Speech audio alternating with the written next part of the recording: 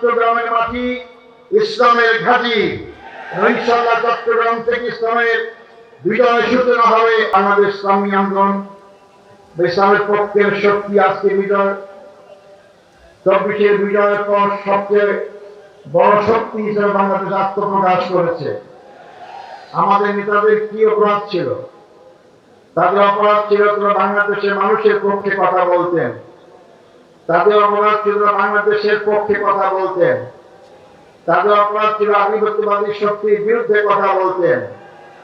আপনারা সাক্ষী চট্টগ্রামবাসী মৌলানা দেওয়ার হোসেন সাইদি সাহেব আমার জানার মতে আপনার সারাই গত চট্টগ্রামে তাফসীর মাহফিল করেছেন, যাকে কোরআনের পাখি বলা হয়। এমন কোন মুসলিম দেশ নেই যেখানে তিনি সফর করেননি, তাফসীর করেননি। এমন মুসলিম দেশেও তাকে গণহত্যা করা হলো।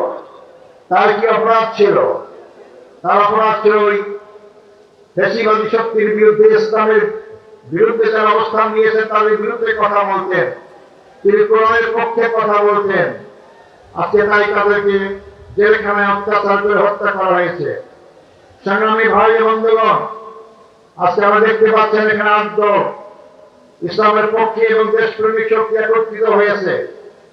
ইসলাম এবং দেশপ্রেমিক শক্তি একত্রিত হলে তাদের এই বিজয় কেউ ঠেকাতে পারে না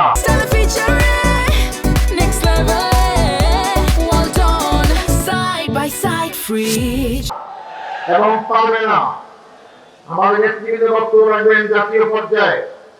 আমি শুধু আপনাদের কাছে এই কথা বলতে চাই, আজকে বাংলাদেশ যেতে এগিয়ে আসছে, এই বাংলাদেশের এই শক্তিকে কেউ স্তব্ধ করতে পারবে না ইনশাআল্লাহ। আজকে আমরা বাংলাদেশকে নতুন বাংলাদেশ গড়ে তুলতে চাই। আমরা 54 বছরে ধর্মনিরপেক্ষতা দেখেছি, সমাজতন্ত্র দেখেছি, জাতীয়তাবাদ দেখেছি, সবটাই মানুষের তৈরি আইন। এই আইন দিয়ে 54 বছরে মানুষের ভাগ্যের পরিবর্তন হয় নাই। মানুষের তৈরিতে মানুষের ভাগ্যের পরিবর্তন সম্ভব হয় না। আজকে তাই সে মহান সৃষ্টিকর্তার আইন আল্লাহ কোরআন সুন্নাহর ভিত্তিতে বাংলাদেশ যদি পরিচালিত হয়, মানুষের সকল সমস্যার সমাধান হবে ইনশাআল্লাহ।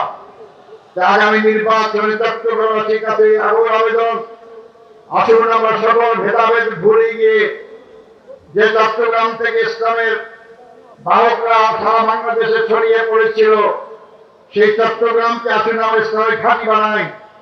আমি সেই দিকে আহ্বান করতে চাই, এবার কথা বলতে চাই, চট্টগ্রামের মাটি ইসলামের ঘাঁটি। ইনশাআল্লাহ চট্টগ্রাম থেকে ইসলামের বিজয় সূচনা হবে।